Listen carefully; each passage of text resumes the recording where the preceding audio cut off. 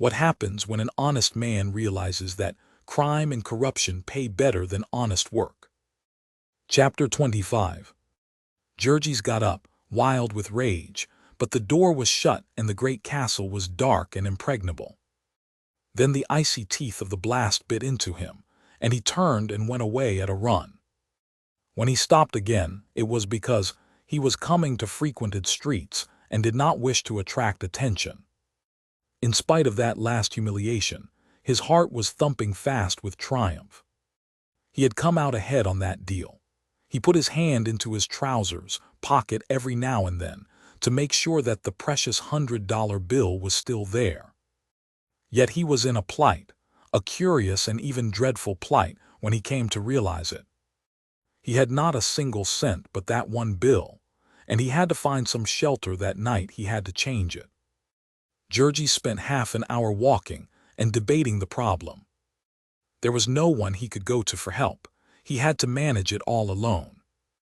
To get it changed in a lodging house would be to take his life in his hands. He would almost certainly be robbed and perhaps murdered before morning. He might go to some hotel or railroad depot and ask to have it changed. But what would they think, seeing a bum like him with $100? He would probably be arrested if he tried it, and what story could he tell? On the morrow, Freddie Jones would discover his loss, and there would be a hunt for him, and he would lose his money. The only other plan he could think of was to try in a saloon. He might pay them to change it, if it could not be done otherwise. He began peering into places as he walked. He passed several as being too crowded.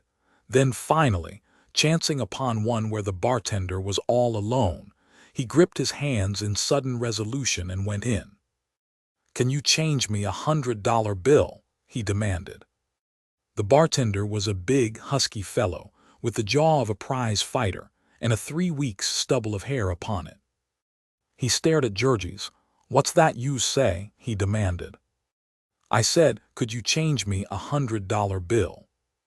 "Where'd yous get it?" he inquired incredulously. "Never mind," said Jurgis. "I've got it and I want it changed." "I'll pay you if you'll do it." The other stared at him hard. "Lemme see it," he said. "Will you change it?" Jurgis demanded, gripping it tightly in his pocket. "How the hell can I know if it's good or not?" retorted the bartender. "What's your take me for, hey?" Then Jurgis slowly and warily approached him. He took out the bill and fumbled it for a moment, while the man stared at him with hostile eyes across the counter. Then finally he handed it over. The other took it and began to examine it. He smoothed it between his fingers and held it up to the light. He turned it over and upside down and edgeways. It was new and rather stiff, and that made him dubious. Jurgis was watching him like a cat all the time. "Humph," he said finally, and gazed at the stranger, sizing him up. A ragged, ill-smelling tramp with no overcoat and one arm in a sling, and $100 bill. "Want to buy anything?" he demanded. "Yes," said Jurgis. "I'll take a glass of beer." "All right," said the other. "I'll change it." And he put the bill in his pocket and poured Jurgis out a glass of beer and set it on the counter. Then he turned to the cash register and punched up 5 cents and began to pull money out of the drawer. Finally he faced Jurgis, counting it out 2 dimes, a quarter, and 50 cents. "There," he said. For a second Jurgis waited, expecting to see him turn again. "My $99, he said. "What $99? demanded the bartender. "My change," he cried, "the rest of my 100. "Go on," said the bartender, "you're nutty." And Jurgis stared at him with wild eyes. For an instant horror reigned in him, black, paralyzing, awful horror clutching him at the heart, and then came rage in surging, blinding floods. He screamed aloud and seized the glass and hurled it at the other's head. The man ducked, and it missed him by half an inch. He rose again and faced Jurgis, who was vaulting over the bar with his one well arm, and dealt him a smashing blow in the face, hurling him backward upon the floor. Then, as Jurgis scrambled to his feet again and started round the counter after him, he shouted at the top of his voice, "Help! Help!" Jurgis seized a bottle off the counter as he ran, and as the bartender made a leap, he hurled the missile at him with all his force. It just grazed his head and shivered into 1,000 pieces against the post of the door. Then Jurgis started back, rushing at the man again in the middle of the room. This time, in his blind frenzy, he came without a bottle, and that was all the bartender wanted. He met him halfway and floored him with a sledgehammer drive between the eyes. An instant later the screen doors flew open, and 2 men rushed in, just as Jurgis was getting to his feet again, foaming at the mouth with rage, and trying to tear his broken arm out of its bandages. "Look out!" shouted the bartender. "He's got a knife." Then, seeing that the 2 were disposed to join the fray, he made another rush at Jurgis and knocked aside his feeble defense and sent him tumbling again, and the 3 flung themselves upon him, rolling and kicking about the place. A second later a policeman dashed in, and the bartender yelled once more, "Look out for his knife." Jurgis had fought himself half to his knees when the policeman made a leap at him and cracked him across the face with his club. Though the blow staggered him, the wild beast frenzy still blazed in him, and he got to his feet, lunging into the air. Then again the club descended, full upon his head, and he dropped like a log to the floor. The policeman crouched over him, clutching his stick, waiting for him to try to rise again, and meantime the barkeeper got up and put his hand to his head. "Christ," he said, "I thought I was done for that time. Did he cut me?" "Don't see anything, Jake," said the policeman. "What's the matter with him?" "Just crazy drunk," said the other. "A lame duck, too, but he most got me under the bar." "Yous had better call the wagon, Billy." "No," said the officer. "He's got no more fight in him, I guess, and he's only got a block to go." He twisted his hand in Jurgis's collar and jerked at him. "Get up here, you," he commanded. But Jurgis did not move, and the bartender went behind the bar, and after stowing the $100 bill away in a safe hiding place, came and poured a glass of water over Jurgis. Then, as the latter began to moan feebly, the policeman got him to his feet and dragged him out of the place. The station house was just around the corner, and so, in a few minutes Jurgis was in a cell. He spent half the night lying unconscious, and the balance moaning in torment, with a blinding headache and a racking thirst. Now and then he cried aloud for a drink of water, but there was no one to hear him. There were others in that same station house with split heads and a fever. There were hundreds of them in the great city, and tens of thousands of them in the great land, and there was no one to hear any of them. In the morning Jurgis was given a cup of water and a piece of bread, and then hustled into a patrol wagon and driven to the nearest police court. He sat in the pen with a score of others until his turn came. The bartender, who proved to be a well-known bruiser, was called to the stand. He took the oath and told his story. The prisoner had come into his saloon after midnight, fighting drunk, and had ordered a glass of beer and tendered a $1 bill in payment. He had been given 95 cents change, and had demanded $99 more, and before the plaintiff could even answer had hurled the glass at him and then attacked him with a bottle of bitters and nearly wrecked the place. Then the prisoner was sworn, a forlorn object, haggard and unshorn, with an arm done up in a filthy bandage, a cheek and head cut and bloody, and one eye purplish-black and entirely closed. "What have you to say for yourself?" queried the magistrate. "Your Honor," said Jurgis, "I went into his place and asked the man if he could change me a $100 bill. And he said he would if I bought a drink. I gave him the bill and then he wouldn't give me the change." The magistrate was staring at him in perplexity. "You gave him a $100 bill," he exclaimed. "Yes, Your Honor," said Jurgis. "Where did you get it?" "A man gave it to me, Your Honor." "A man? What man and what for?" "A young man I met upon the street, Your Honor. I had been begging." There was a titter in the courtroom. The officer who was holding Jurgis put up his hand to hide a smile, and the magistrate smiled without trying to hide it. "It's true, Your Honor," cried Jurgis passionately. "You had been drinking as well as begging last night, had you not?" inquired the magistrate. "No, Your Honor," protested Jurgis. You had not had anything to drink." "Why, yes, Your Honor, I had." "What did you have?" "I had a bottle of something. I don't know what it was, something that burned." There was again a laugh round the courtroom, stopping suddenly as the magistrate looked up and frowned. "Have you ever been arrested before?" he asked abruptly. The question took Jurgis aback. "Aye," he stammered. "Tell me the truth now," commanded the other sternly. "Yes, Your Honor," said Jurgis. "How often?" "Only once, Your Honor." "What for?" "For knocking down my boss, Your Honor. I was working in the stockyards and he—" "I see," said His Honor. "I guess that will do. You ought to stop drinking if you can't control yourself. 10 days and costs, next case." Jurgis gave vent to a cry of dismay, cut off suddenly by the policeman who seized him by the collar. He was jerked out of the way, into a room with the convicted prisoners, where he sat and wept like a child in his impotent rage.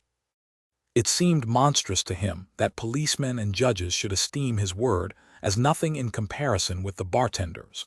Poor Jurgis could not know that the owner of the saloon paid $5 each week to the policeman alone for Sunday privileges and general favors, nor that the pugilist bartender was one of the most trusted henchmen of the Democratic leader of the district, and had helped only a few months before to hustle out a record-breaking vote as a testimonial to the magistrate, who had been made the target of odious kid-gloved reformers. Jurgis was driven out to the bridewell for the second time. In his tumbling around he had hurt his arm again, and so could not work, but had to be attended by the physician. Also his head and his eye had to be tied up, and so he was a pretty-looking object when, the second day after his arrival, he went out into the exercise court and encountered Jack Duane. The young fellow was so glad to see Jurgis that he almost hugged him. "By God, if it isn't the stinker," he cried. "And what is it? Have you been through a sausage machine?" "No," said Jurgis, "but I've been in a railroad wreck and a fight." And then, while some of the other prisoners gathered round, he told his wild story. Most of them were incredulous, but Duane knew that Jurgis could never have made up such a yarn as that. "Hard luck, old man," he said when they were alone, "but maybe it's taught you a lesson." "I've learned some things since I saw you last," said Jurgis mournfully. Then he explained how he had spent the last summer, hoboing it, as the phrase was. "And you," he asked finally, "have you been here ever since?" "Lord, no," said the other. "I only came in the day before yesterday. It's the second time they've sent me up on a trumped-up charge. I've had hard luck and can't pay them what they want." "Why don't you quit Chicago with me, Jurgis?" "I've no place to go," said Jurgis sadly. "Neither have I," replied the other, laughing lightly. "But we'll wait till we get out and see." In the bridewell Jurgis met few who had been there the last time, but he met scores of others, old and young, of exactly the same sort. It was like breakers upon a beach. There was new water, but the wave looked just the same. He strolled about and talked with them, and the biggest of them told tales of their prowess, while those who were weaker or younger and inexperienced gathered round and listened in admiring silence. The last time he was there, Jurgis had thought of little but his family, but now he was free to listen to these men, and to realize that he was one of them, that their point of view was his point of view, and that the way they kept themselves alive in the world was the way he meant to do it in the future. And so, when he was turned out of prison again, without a penny in his pocket, he went straight to Jack Duane. He went full of humility and gratitude, for Duane was a gentleman and a man with a profession, and it was remarkable that he should be willing to throw in his lot with a humble working man, one who had even been a beggar and a tramp. Jurgis could not see what help he could be to him, but he did not understand that a man like himself, who could be trusted to stand by anyone who was kind to him, was as rare among criminals as among any other class of men. The address Jurgis had was a garret room in the ghetto district, the home of a pretty little French girl, Duane's mistress, who sewed all day and eked out her living by prostitution. He had gone elsewhere, she told Jurgis. He was afraid to stay there now on account of the police. The new address was a cellar dive, whose proprietor said that he had never heard of Duane. But after he had put Jurgis through a catechism, he showed him a back stairs which led to a fence in the rear of a pawnbroker's shop, and thence to a number of assignation rooms, in one of which Duane was hiding. Duane was glad to see him. He was without a cent of money, he said, and had been waiting for Jurgis to help him get some. He explained his plan. In fact, he spent the day in laying bare to his friend the criminal world of the city, and in showing him how he might earn himself a living in it. That winter he would have a hard time, on account of his arm, and because of an unwanted fit of activity of the police. But so long as he was unknown to them, he would be safe if he were careful. Here at Papa Hanson's he might rest at ease, for Papa Hanson was square, would stand by him so long as he paid, and gave him an hour's notice if there were to be a police raid. Also Rosensteg, the pawnbroker, would buy anything he had for a third of its value, and guarantee to keep it hidden for a year. There was an oil stove in the little cupboard of a room, and they had some supper, and then about 11 o'clock at night they sallied forth together by a rear entrance to the place, Duane armed with a slingshot. They came to a residence district, and he sprang up a lamp-post and blew out the light, and then the two dodged into the shelter of an area step and hid in silence. Pretty soon a man came by, a working man, and they let him go. Then after a long interval came the heavy tread of a policeman, and they held their breath till he was gone. Though half frozen, they waited a full quarter of an hour after that, and then again came footsteps, walking briskly. Duane nudged Jurgis, and the instant the man had passed they rose up. Duane stole out as silently as a shadow, and a second later Jurgis heard a thud and a stifled cry. He was only a couple of feet behind, and he leaped to stop the man's mouth, while Duane held him fast by the arms as they had agreed.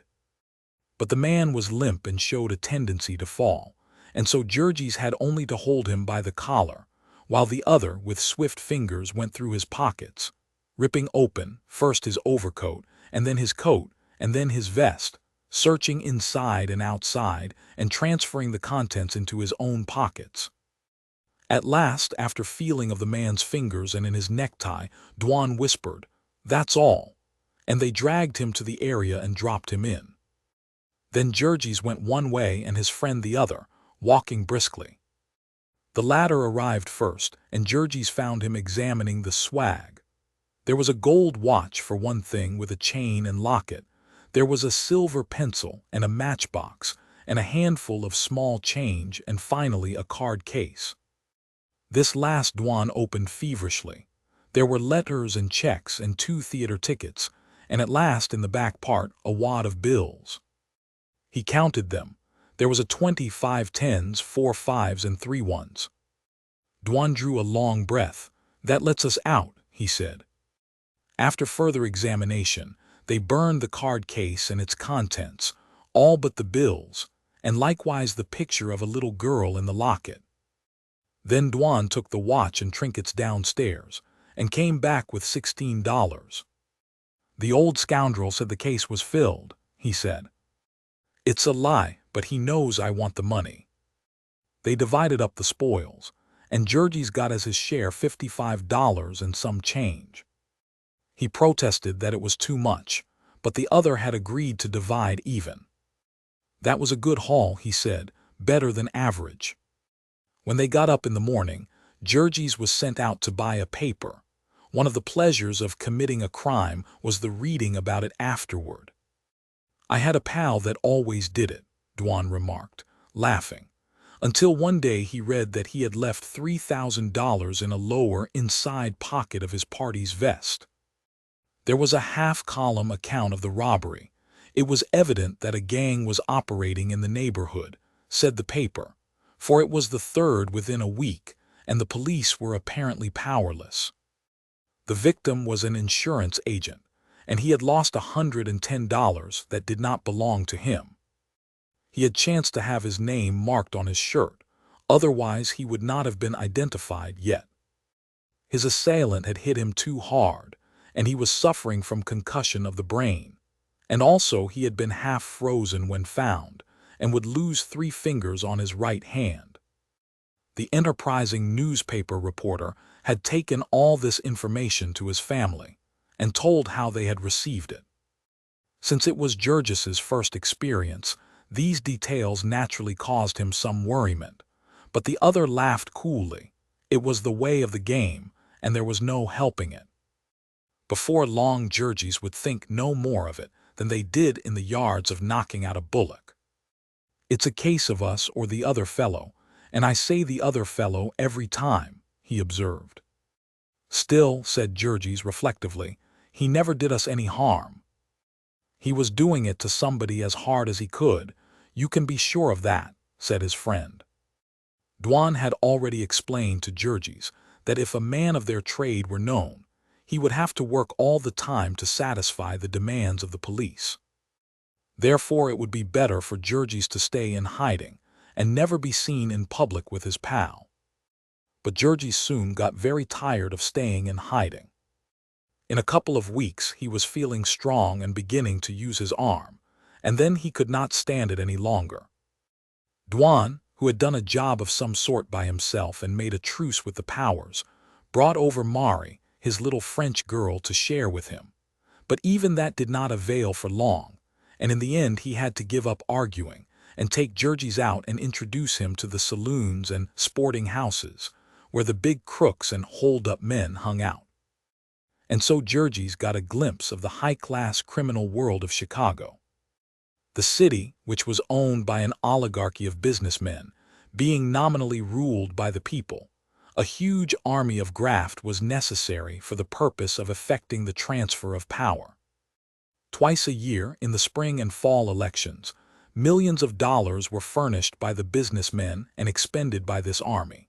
Meetings were held and clever speakers were hired, bands played and rockets sizzled, tons of documents and reservoirs of drinks were distributed, and tens of thousands of votes were bought for cash.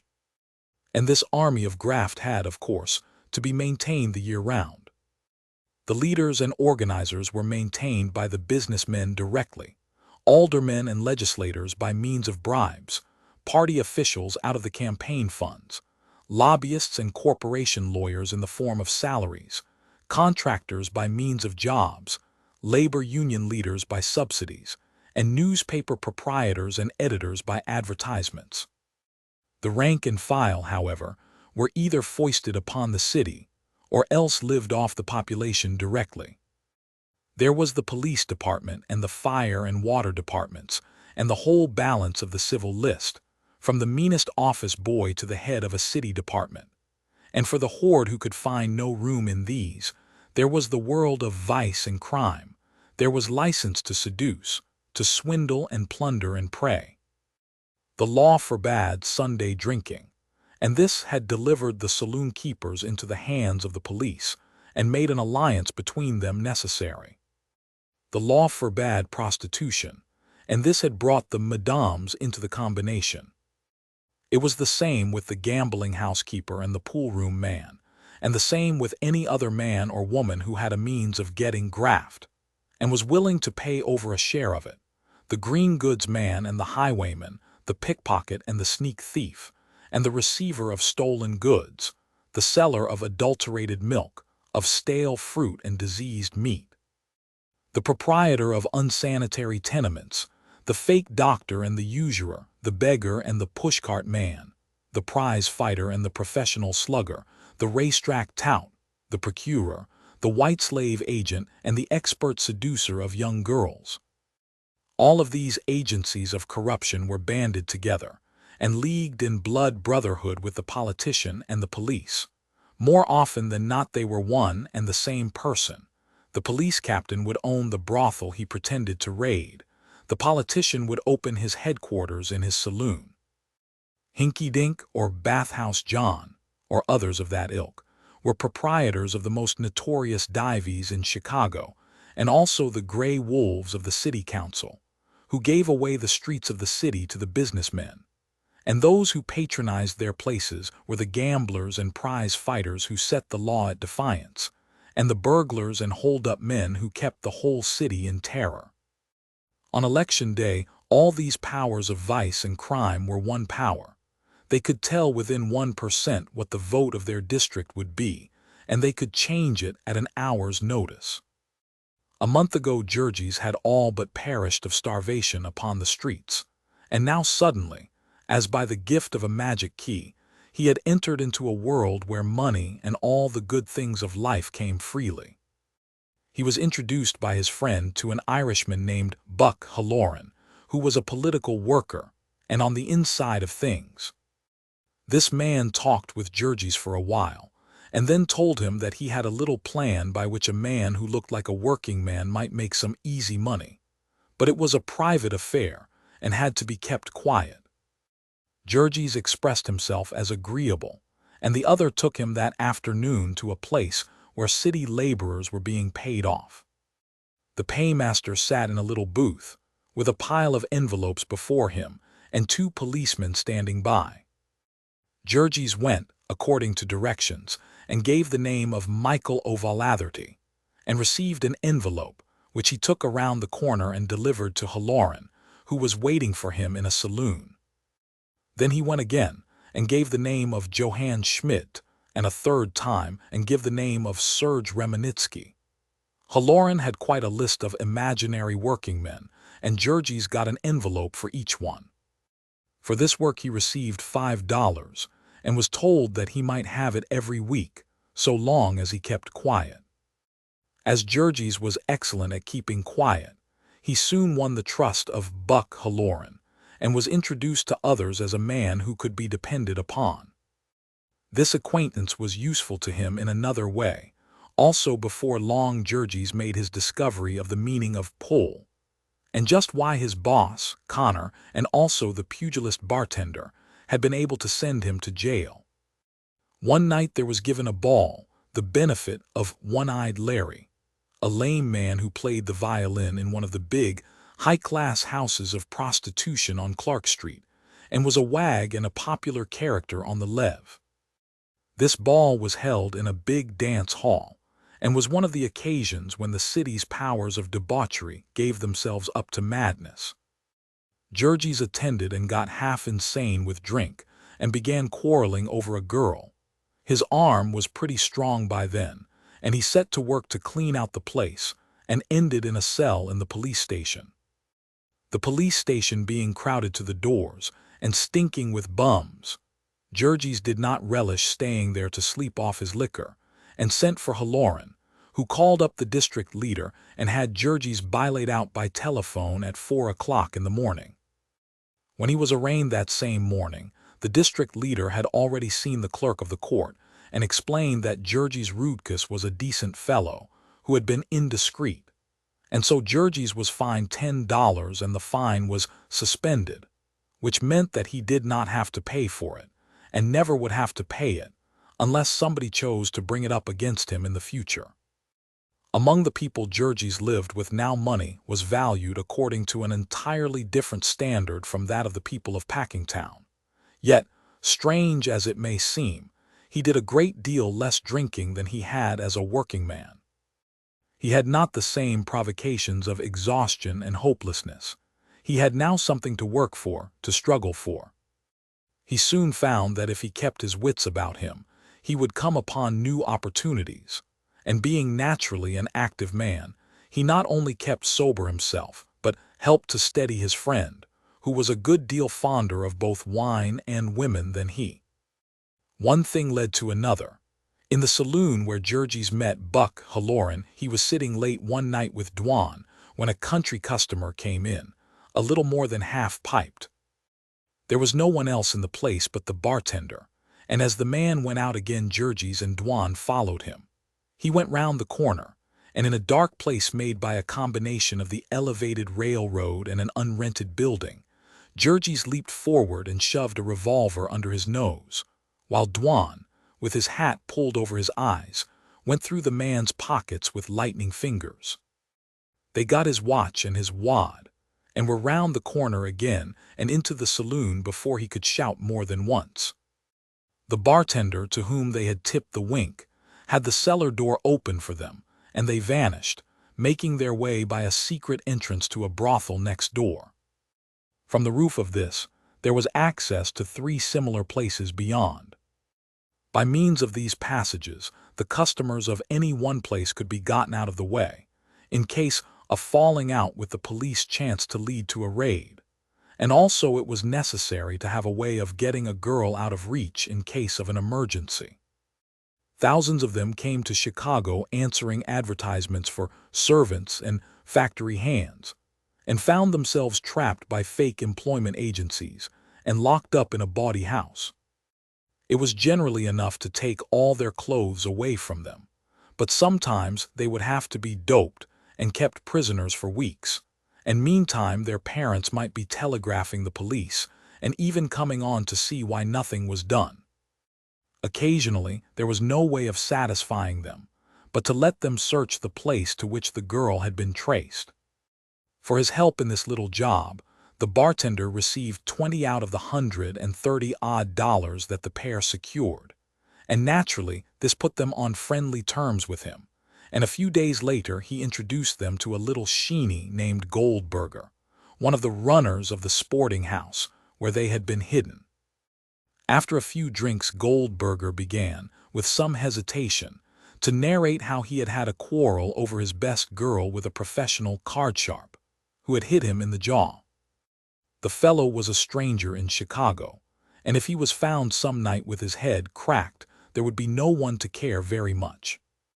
Jurgis, who by this time would cheerfully have cracked the heads of all the gamblers in Chicago, inquired what would be coming to him, at which the Jew became still more confidential and said that he had some tips on the New Orleans races, which he got direct from the police captain of the district, whom he had got out of a bad scrape, and who stood in with a big syndicate of horse owners. Duane took all this in at once, but Jurgis had to have the whole racetrack situation explained to him before he realized the importance of such an opportunity. There was the gigantic racing trust. It owned the legislatures in every state in which it did business. It even owned some of the big newspapers and made public opinion. There was no power in the land that could oppose it unless, perhaps, it were the poolroom trust. It built magnificent racing parks all over the country, and by means of enormous purses it lured the people to come, and then it organized a gigantic shell game, whereby it plundered them of hundreds of millions of dollars every year. Horse racing had once been a sport, but nowadays it was a business. A horse could be doped and doctored, undertrained or overtrained. It could be made to fall at any moment, or its gait could be broken by lashing it with the whip, which all the spectators would take to be a desperate effort to keep it in the lead. There were scores of such tricks, and sometimes it was the owners who played them and made fortunes, sometimes it was the jockeys and trainers, sometimes it was outsiders who bribed them, but most of the time it was the chiefs of the trust. Now, for instance, they were having winter racing in New Orleans, and a syndicate was laying out each day's program in advance, and its agents in all the northern cities were milking the pool rooms. The word came by long-distance telephone in a cipher code, just a little while before each race, and any man who could get the secret had as good as a fortune. If Jurgis did not believe it, he could try it, said the little Jew. Let them meet at a certain house on the morrow and make a test. Jurgis was willing, and so was Duane, and so they went to one of the high-class pool rooms where brokers and merchants gambled, and they put up $10 each upon a horse called Black Beldame, a 6-to-1 shot, and won. For a secret like that they would have done a good many sluggings, but the next day Goldberger informed them that the offending gambler had got wind of what was coming to him and had skipped the town. There were ups and downs at the business, but there was always a living inside of a jail if not out of it. Early in April the city elections were due, and that meant prosperity for all the powers of graft. Jurgis, hanging round in dives and gambling houses and brothels, met with the healers of both parties, and from their conversation he came to understand all the ins and outs of the game, and to hear of a number of ways in which he could make himself useful about election time. Buck Halloran was a Democrat, and so Jurgis became a Democrat also, but he was not a bitter one. The Republicans were good fellows, too, and were to have a pile of money in this next campaign. At the last election, the Republicans had paid $4 a vote to the Democrats $3, and Buck Halloran sat one night playing cards with Jurgis and another man, who told how Halloran had been charged with the job voting a bunch of 37 newly landed Italians, and how he, the narrator, had met the Republican worker who was after the very same gang, and how the three had effected a bargain, whereby the Italians were to vote half and half for a glass of beer apiece, while the balance of the fund went to the conspirators. Not long after this, Jurgis, wearying of the risks and vicissitudes of miscellaneous crime, was moved to give up the career for that of a politician. Just at this time, there was a tremendous uproar being raised concerning the alliance between the criminals and the police. For the criminal graft was one in which the businessmen had no direct part. It was what is called a side line, carried by the police. Wide open, gambling and debauchery made the city pleasing to trade, but burglaries and holdups did not. One night it chanced that while Jack Duane was drilling a safe in a clothing store, he was caught red-handed by the night watchman and turned over to a policeman who chanced to know him well and who took the responsibility of letting him make his escape. Such a howl from the newspapers followed this that Duane was slated for sacrifice and barely got out of town in time. And just at that juncture it happened that Jurgis was introduced to a man named Harper whom he recognized as the night watchman at Brown's, who had been instrumental in making him an American citizen the first year of his arrival at the yards. The other was interested in the coincidence, but did not remember Jurgis. He had handled too many green ones in his time, he said. He sat in a dance hall with Jurgis and Halloran until 1 or 2 in the morning, exchanging experiences. He had a long story to tell of his quarrel with the superintendent of his department, and how he was now a plain working man, and a good union man as well.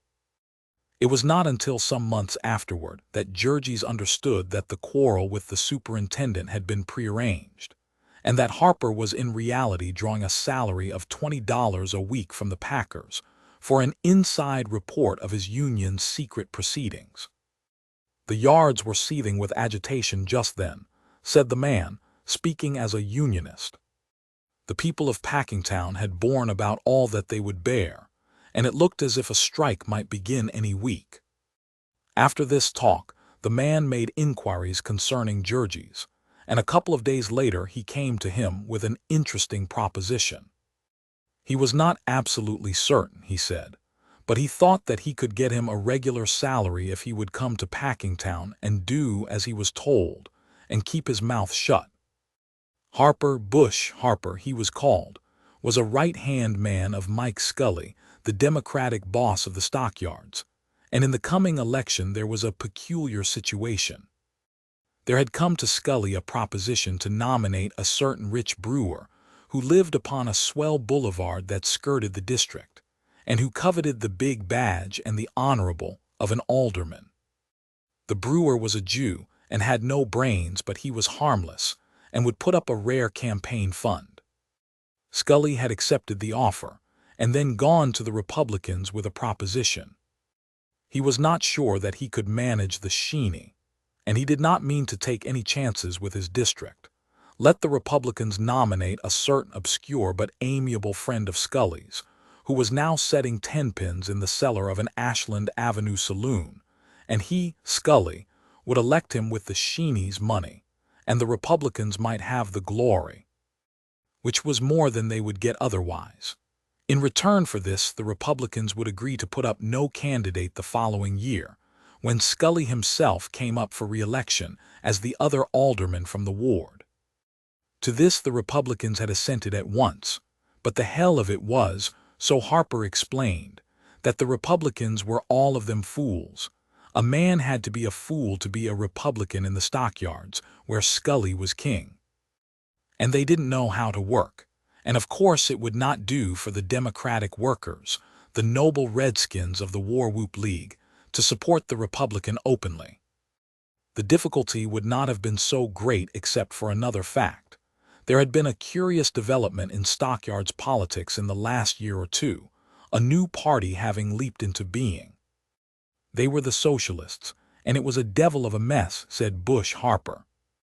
The one image which the word socialist brought to Jurgis was of poor little Timasius Kuslikika, who had called himself one, and would go out with a couple of other men and a soap box, and shout himself hoarse on a street corner Saturday nights. Timasius had tried to explain to Jurgis what it was all about, but Jurgis, who was not of an imaginative turn, had never quite got it straight. At present, he was content with his companion's explanation that the socialists were the enemies of American institutions, could not be bought, and would not combine or make any sort of a dicker. Mike Scully was very much worried over the opportunity which his last deal gave to them. The stockyards Democrats were furious at the idea of a rich capitalist for their candidate, and while they were changing, they might possibly conclude that a socialist firebrand was preferable to a Republican bum. And so right here was a chance for Jurgis to make himself a place in the world, explained Bush Harper. He had been a union man, and he was known in the yards as a working man. He must have hundreds of acquaintances, and as he had never talked politics with them, he might come out as a Republican now without exciting the least suspicion. There were barrels of money for the use of those who could deliver the goods, and Jurgis might count upon Mike Scully, who had never yet gone back on a friend. Just what could he do? Jurgis asked in some perplexity, and the other explained in detail. To begin with, he would have to go to the yards and work, and he mightn't relish that, but he would have what he earned, as well as the rest that came to him. He would get active in the union again, and perhaps try to get an office, as he, Harper, had. He would tell all his friends the good points of Doyle, the Republican nominee, and the bad ones of the Sheeney. And then Scully would furnish a meeting place, and he would start the Young Men's Republican Association, or something of that sort, and have the rich brewer's best beer by the hogshead. And fireworks and speeches, just like the War Whoop League. Surely Jurgis must know hundreds of men who would like that sort of fun, and there would be the regular Republican leaders and workers to help him out, and they would deliver a big enough majority on Election Day. When he had heard all this explanation to the end, Jurgis demanded, "But how can I get a job in Packingtown? I'm blacklisted." At which Bush Harper laughed. "I'll attend to that all right," he said. And the other replied, "It's a go then, I'm your man." So Jurgis went out to the stockyards again and was introduced to the political lord of the district, the boss of Chicago's mayor. It was Scully who owned the brickyards and the dump and the ice pond, though Jurgis did not know it. It was Scully who was to blame for the unpaved street in which Jurgis's child had been drowned. It was Scully who had put into office the magistrate who had first sent Jurgis to jail. It was Scully who was principal stockholder in the company which had sold him the ramshackle tenement, and then robbed him of it. But Jurgis knew none of these things, any more than he knew that Scully was but a tool and puppet of the packers. To him Scully was a mighty power, the biggest man he had ever met. He was a little dried-up Irishman whose hands shook. He had a brief talk with his visitor, watching him with his rat-like eyes and making up his mind about him. And then he gave him a note to Mr. Harmon, one of the head managers of Durham's. The bearer, Jurgis, is a particular friend of mine, and I would like you to find him a good place, for important reasons. He was once indiscreet, but you will perhaps be so good as to overlook that. Mr. Harmon looked up inquiringly when he read this. What does he mean by indiscreet? He asked. I was blacklisted, sir, said Jurgis. At which the other frowned.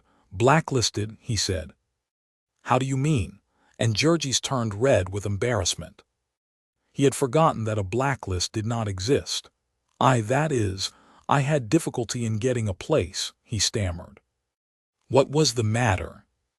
I got into a quarrel with a foreman, not my own boss, sir, and struck him. I see, said the other, and meditated for a few moments. What do you wish to do? He asked. Anything, sir, said Jurgis. Only I had a broken arm this winter, and so I have to be careful. How would it suit you to be a night watchman? That wouldn't do, sir. I have to be among the men at night. I see politics. Well, would it suit you to trim hogs? Yes, sir, said Jurgis. And Mr. Harmon called a timekeeper and said, Take this man to Pat Murphy and tell him to find room for him somehow.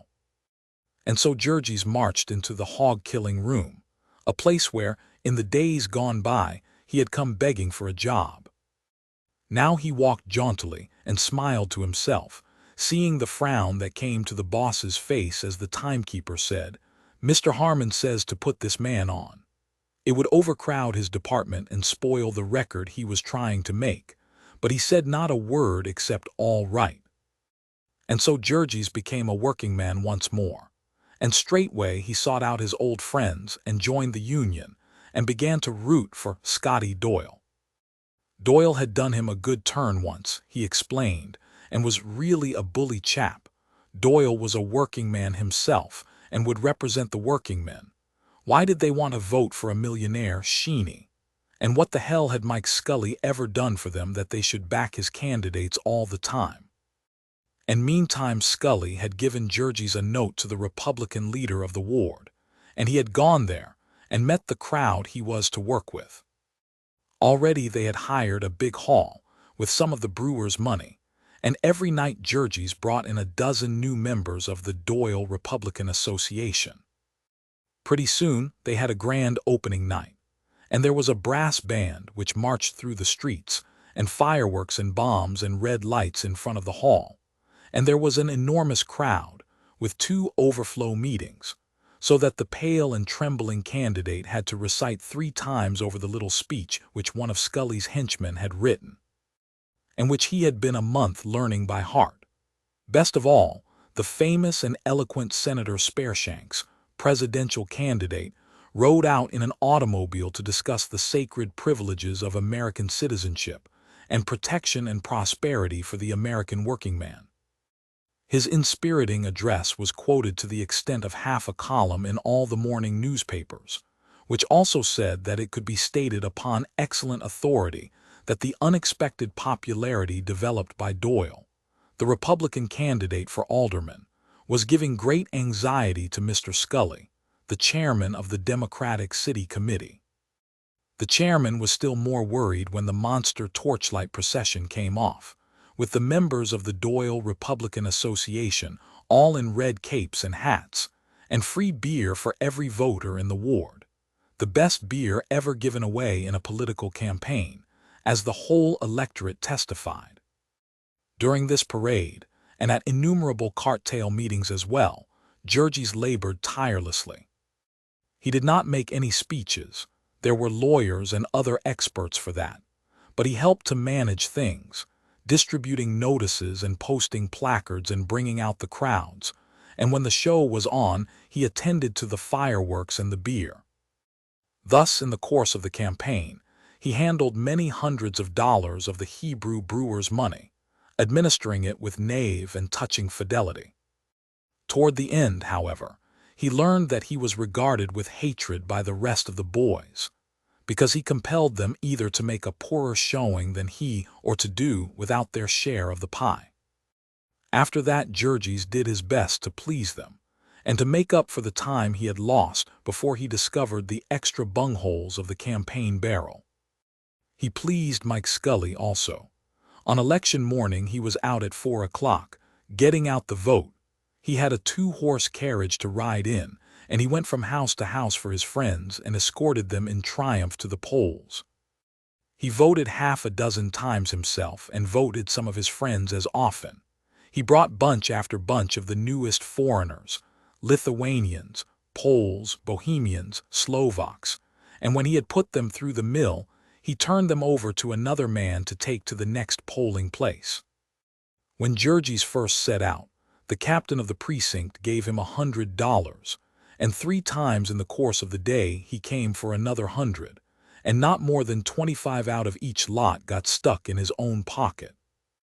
The balance all went for actual votes, and on a day of Democratic landslides they elected Scotty Doyle, the extenpin setter, by nearly 1,000 plurality, and beginning at 5 o'clock in the afternoon, and ending at 3 the next morning, Jurgis treated himself to a most unholy and horrible jag. Nearly everyone else in Packingtown did the same, however, for there was universal exultation over this triumph of popular government, this crushing defeat of an arrogant plutocrat by the power of the common people. Narrated with Aura Reader. Turn your books, PDFs, and stories into natural-sounding audiobooks.